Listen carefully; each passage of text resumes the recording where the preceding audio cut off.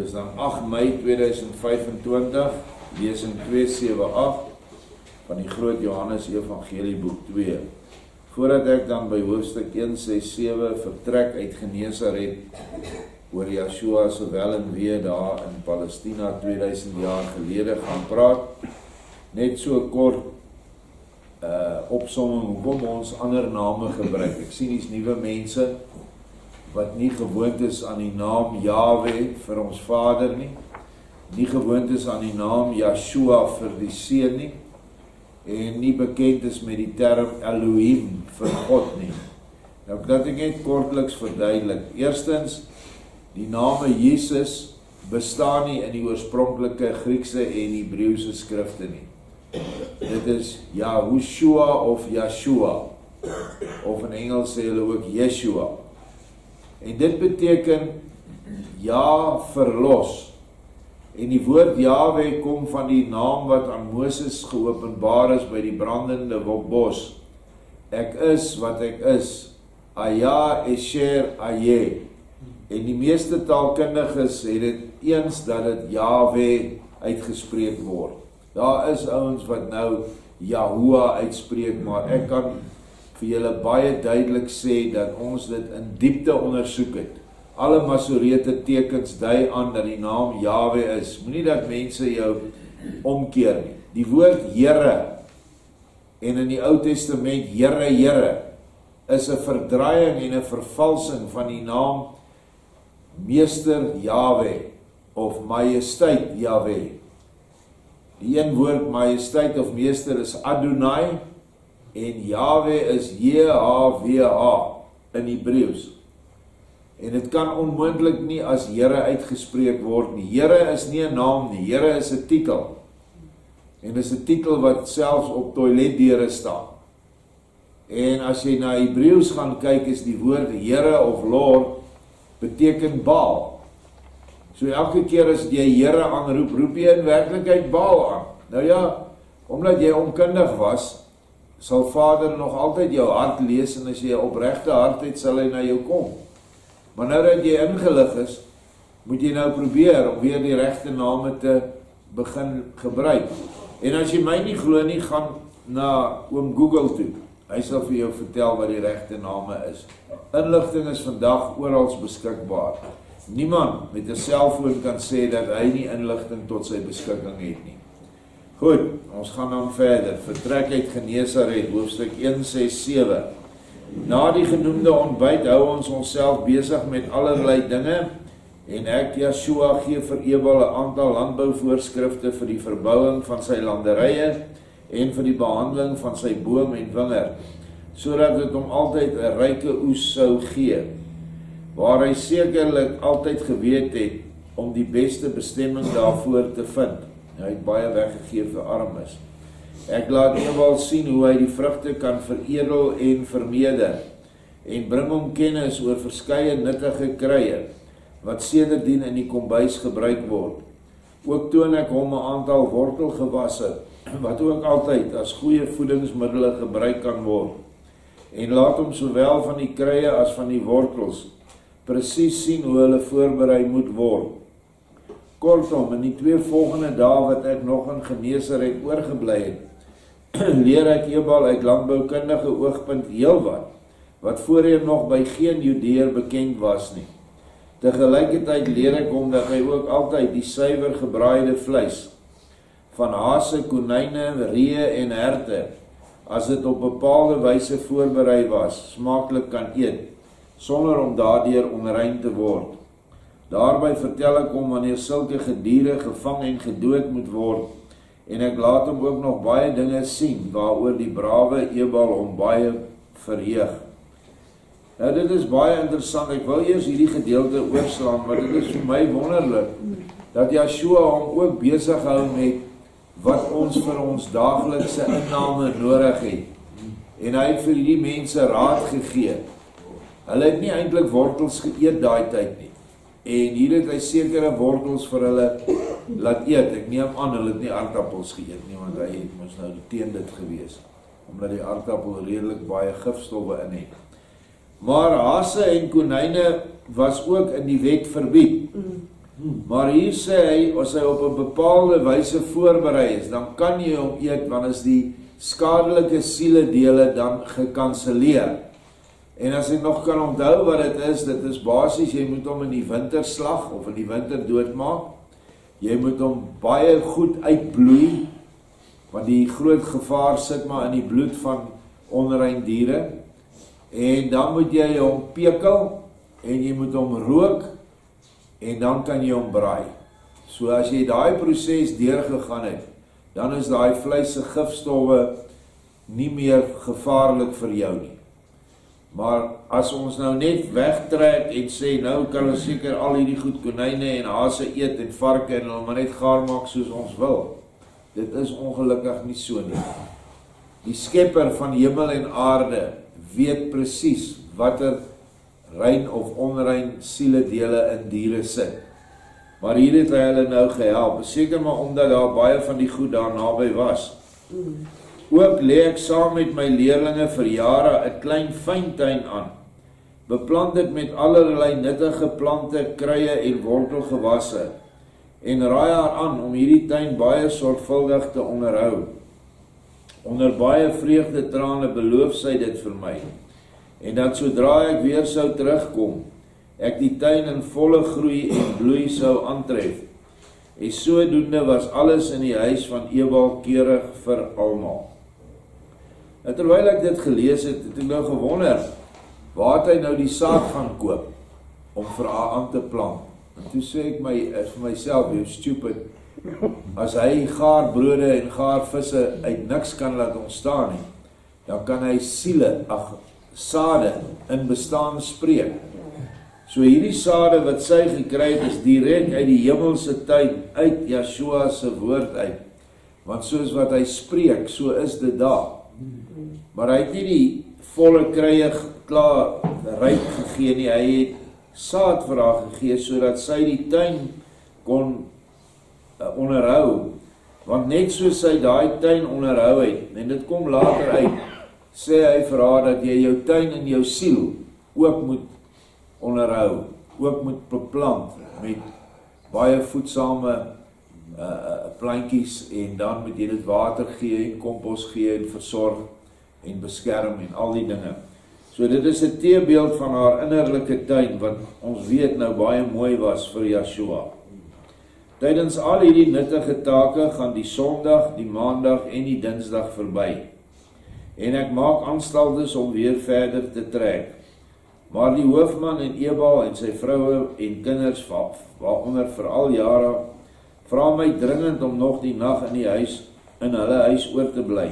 En ek bly daarom tot die Woensdagmôre.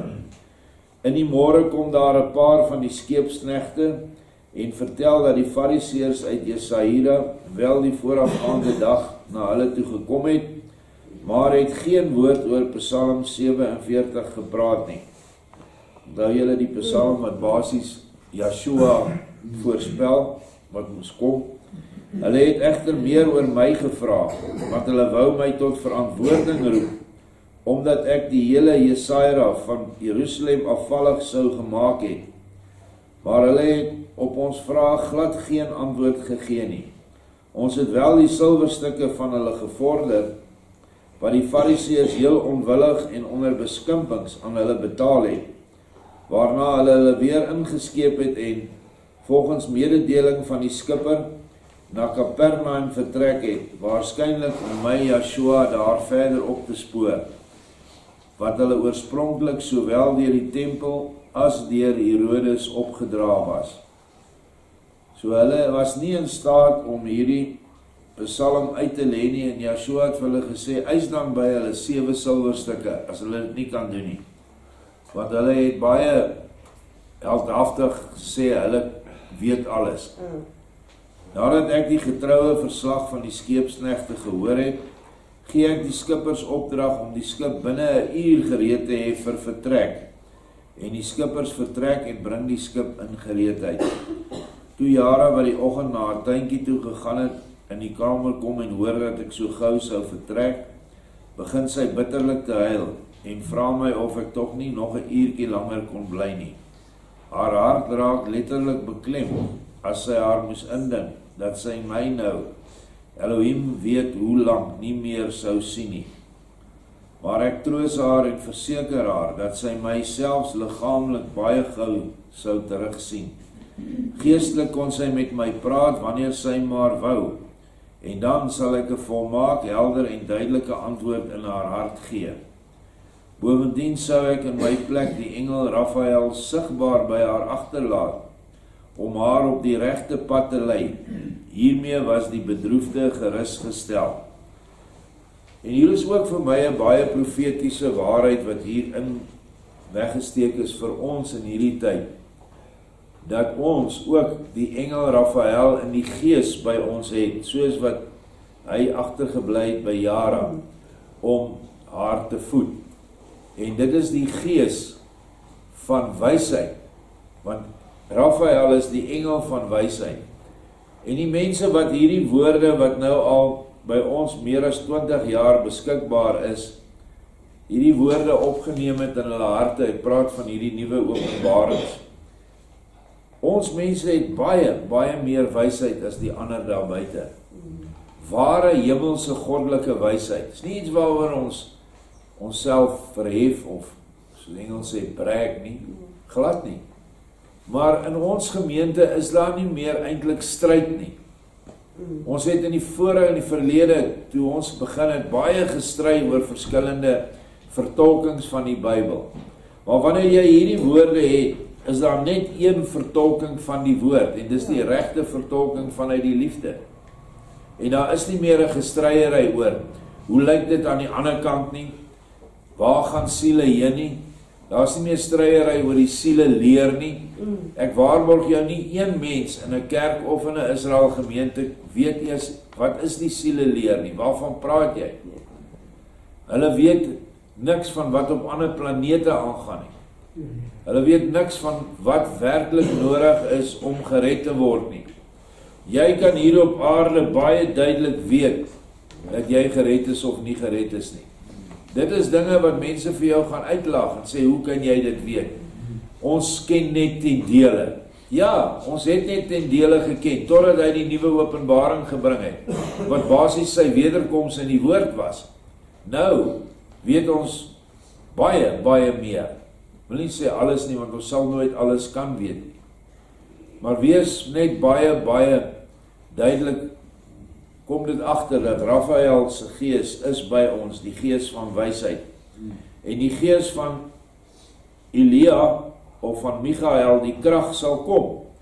Want die wysheid saam met die liefde bring die krag. En saam met die waarheid bring krag. En ons verwag hom binnekort. Daarop seën ek die hele huis van Ebal en gaan na die see waar die skip op ons wag. Dit spreek wel van self dat die hele huis van Ebal, die hoofman en nog 'n groot hoeveelheid van die ander volk my geleide gedoen het.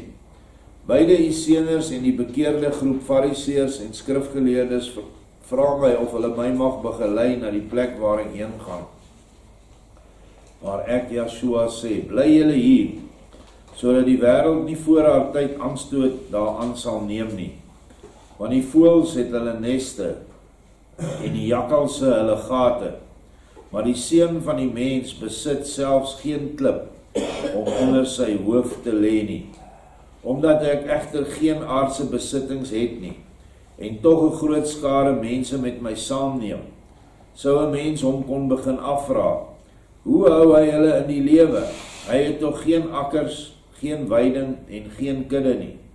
Hy is 'n dief of andersins 'n bedrieër. Bly julle hier om dit te vermy, en julle Esseners, gaan na julle broers en vertel hulle alles wat julle gesien en gehoor het. Hulle sal hulle almal verander en beter dinge begin nastreef. As julle Fariseërs en skrifgeleerdes, dis die wat Yeshua herken het en wat tot bekering gekom het, miskien deur die tempel teruggeroep word om inligting oor my te gee aan hulle wat my lewe wil neem. Sê dan niks oor al my dade nie, maar praat meer en vrymoediger oor my leer. Wees ook nie bang vir hulle, wat in die uiterste geval wel julle liggaam kan dood, maar die ewig voortlewende siel nie verder kan skaad nie. Hulle sal julle egter nie aanval nie. As hulle julle verstoot, gaan dan na die Eseners. Die sal julle met oop arms ontvang. Nou sê die hoofman, julle kan ook by my bly. Ek maak Romeine van julle. Gee julle Romeinse kleding en 'n swaard, en dan sal die tempel en haar kwaadaardige dienaars julle sekerlik met rus laat. Joshua voeg daaraan toe.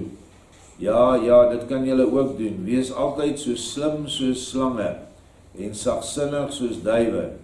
Dan sal julle die beste met die wêreld klaarkom. Met hierdie woorde skep ek my en my groep van 20 leerlinge in, en 'n goeie wind voer die skip met 'n groot snelheid na die ander oewer van die see in die rigting van Sidon en Tyrus, welke stede natuurlik wel behoorlik ver van die Galileese see aan die Middellandse See lê. Volgende hoofstuk, genesing van die dogter van die Kananeese vrou, hoofstuk 1:6-8. En hierdie gedeelte is ook in die skrif in Matteus of Johannes, ek weet nou nie meer nie. En dit is 'n stuk wat baie moeilik verstaan word deur baie mense. Kom ons lees of ons nie meer inligting kry nie.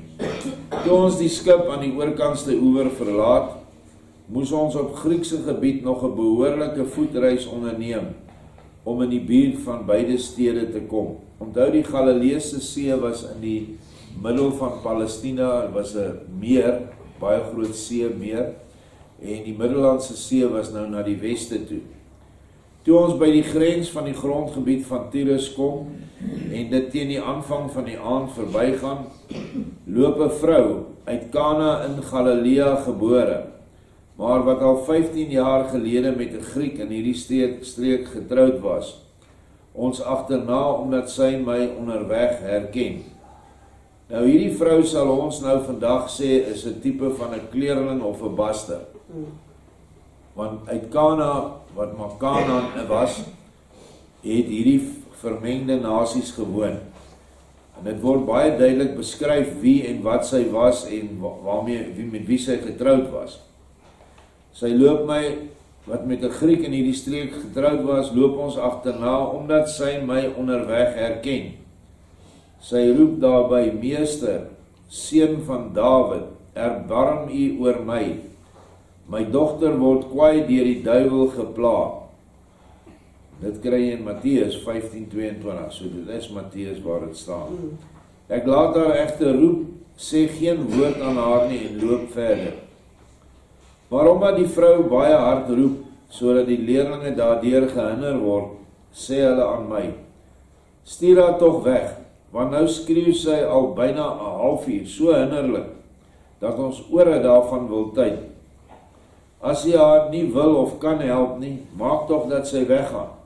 Anders sal die ander mense wat ook op hierdie pad loop, nog begin glo dat ons die vrou iets aangedoen het. En dan sal hulle ons ophou en met allerlei vrae lastig val. Daarop sê ek aan die leerlinge. En dis 'n baie belangrike stelling wat hy maak, Matteus 15:24. Ek is slegs gestuur vir die verlore skape van die huis van Israel.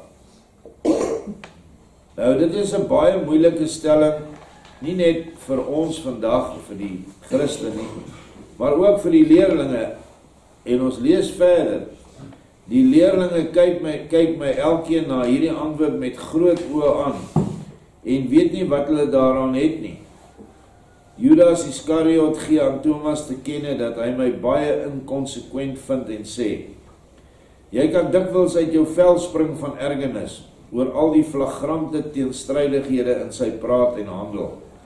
Nou dat hierdie vrou hom om hulp vra, is hy slegs maar vir die skape van die huis van Israel gestuur.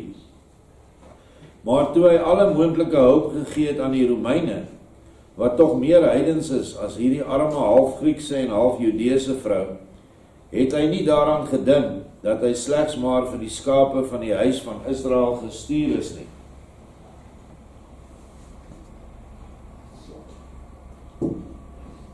Selfs hierdie leerlinge het nie verstaan wie die verlore skape van die huis van Israel is. Die Romeine was hoofsaaklik verlore skape van die huis van Israel. En ook die Grieke. En baie ander groepe en stamme in Europa wat ingetrek het daar. En dan was daar ook nog baie verlore kinders van Sem en van Jafet, wat lang voor Israel eers gebore is. Israel is Jakob, alreeds ook in Europa hulle self gevestig het. En Joshua weet wie's almal die verlore skape van die huis van Israel. En hy het nie 'n teenstrydigheid uitgespreek nie. Thomas sê aan hom, ek kan jy is nou aan Judas, ek kan jou hierdie keer regtig nie heeltemal gelyk gee nie. Maar tog staan hy daarby, dat hy hier 'n besondere rede het, waarom hy hierdie vrou glad nie wil help nie.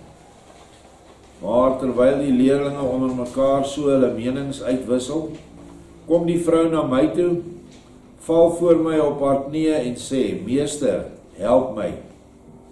Ek kyk die vrou aan en sê, dit is nie goed om die brood van die kinders af te neem en dit vir die honde te gooi nie. Presies wat in Matteus 15:26 in die boek van herinnering staan. Daarop sê die vrou, ja meester, maar tog eet die honde die broodkrummels wat van die tafel van hulle meester afval. Al die leerlinge was verbaas oor die antwoord en Petrus sê stilletjies, nee, dit is kras. Soveel wysheid het ek maar selde by 'n Judeese vrou teëgekom. En die vrou is nog 'n Griek van geboorte, hoewel sy in Kana in Galilea gebore is. Ek ken haar en het al heelwat vis aan haar verkoop, maar dit was natuurlik al 15 of 16 jaar gelede. Maar ek, Joshua, kyk die vrou aan en sê aan haar, o vrou, jou geloof is groot. Dit geskied vir jou soos wat jy dit wil. Baie belangrik dat ons daai woorde ook sal verstaan. Wat wou sy gehad het? Wou sy redding gehad het? Nee. Sy wou haar kind genees gehad het. Haar kind was deur die duiwel besete. En Joshua het gesê, dit geskied soos wat jy dit wil. En ons lees verder, toe staan die vrou op, bedank my en snel weg na haar huis en vind haar dogter gesond. Die mense wat tuis by die meisie was, vertel aan die moeder hoe hulle gesien het dat die duiwel onder geweldige geraas en vloeke 'n halfuur vroeër verdwyn het. Toe verstaan die vrou dat dit op dieselfde oomblik gebeur het, waarop ek op die grens van die gebied van Tyrus aan haar gesê het, o vrou, jou geloof is groot, dit geskied vir jou soos wat jy dit wil. Nou ja, as jy die terminologie van daai tyd verstaan, dan sal jy beter verstaan wat sy bedoel het, toe sy gesê het, maar die honde kan ook van die krummels van die meester se tafel eet. Want die Kanaaniete, waar hierdie vrou nou een was, maar sy was 'n vermenging, hulle was bekend as honde.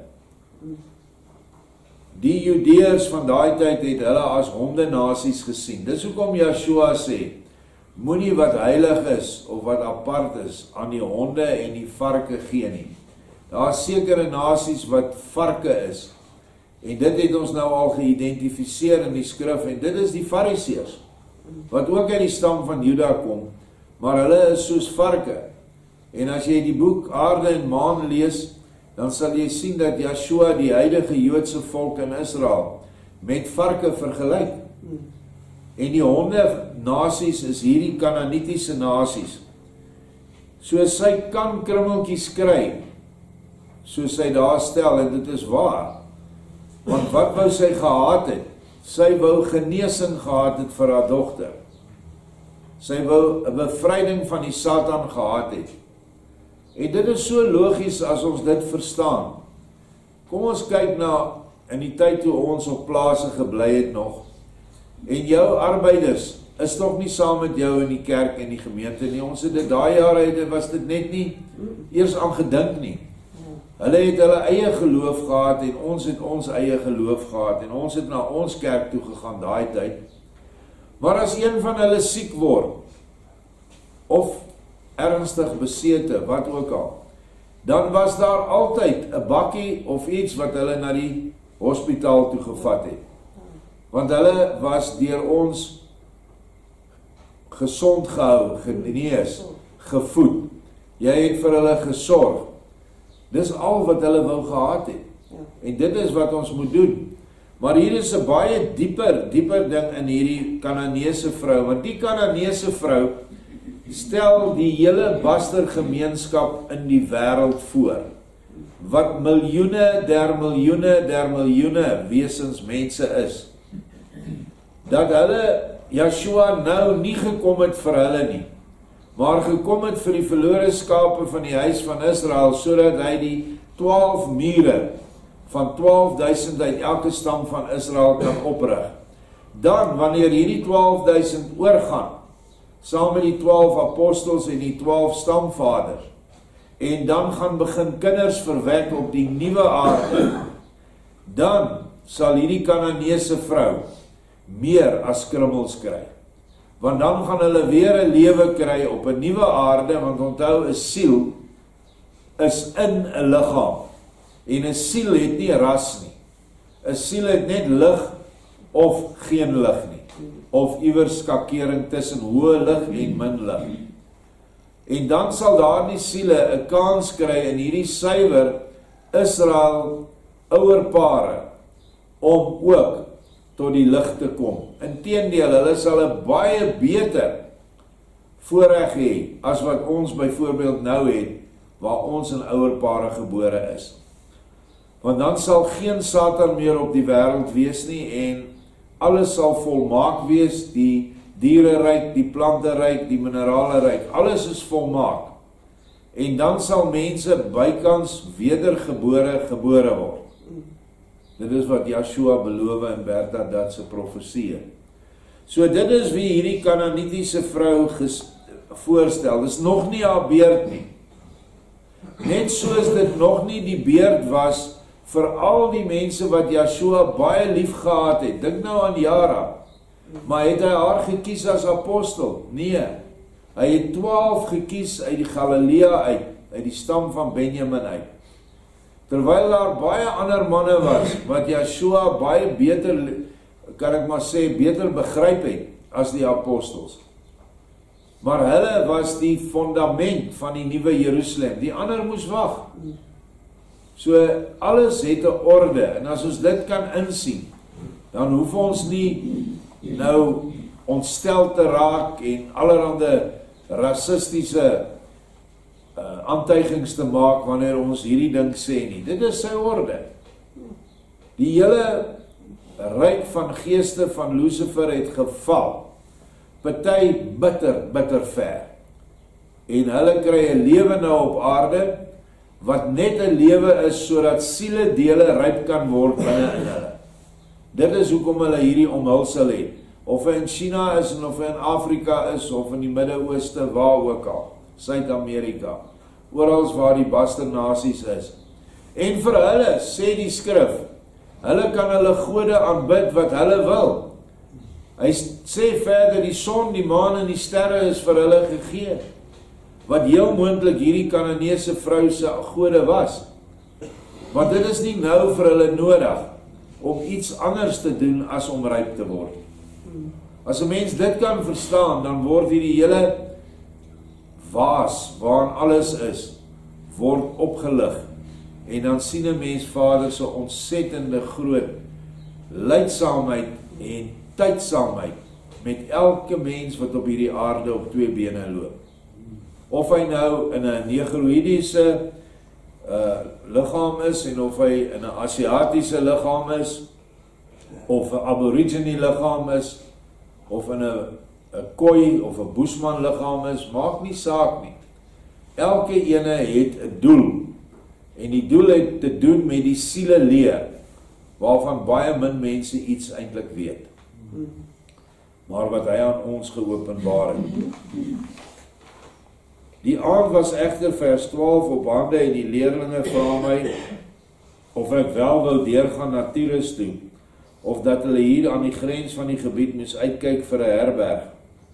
omdat dit van daar af nog 3 uur se stap was na die stad Tyrus. Ek sê toe aan die leerlinge, weet julle wat, laat ons hier vandaan, in plaas van na die weste waar Tyrus lê, eerder na die suidooste gaan. Daar sal ons weer aan die Galileese see kom. Vlak langs die oewer lê 'n mooi berg, waarvan ons die boomlose top hier vandaan maklik binne 2 uur kan bereik. Daar sal ons oornag. Na my woorde gaan ons van daar verder, kom na 'n uur aan die Galileese see en tevens aan die voet van die berg, waarvan ons die top op ons gemak ook binne 'n uur bereik. Bo aangekom gaan ons op sagte alpegras sit en rus daaruit, sonder om dadelik te slaap. Einde van die hoofstuk. Dit is die wonder van hierdie gedeeltes wat ons nou lees, wat die skrif aanvul, waar die skrif eintlik net die kerngedagtes het, die geraamte. En hierdie gedeeltes wat ons nou lees, vorm die vleis, die seënings en die gees, wat ons nie altyd kon sien, as ons nie hierdie ander ekstra stukkies het nie. Baie dankie.